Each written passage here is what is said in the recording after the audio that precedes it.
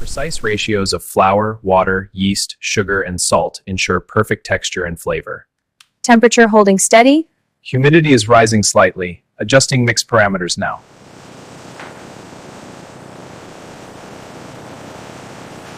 Every batch is refined and tested for consistent quality and softness.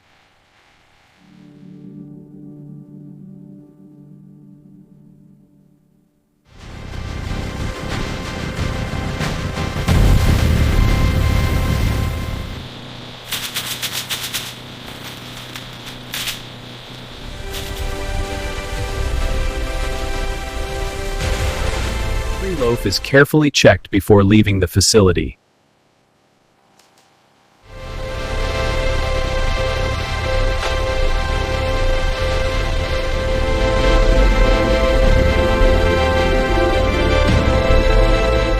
And that's how bread is made, from start to finish.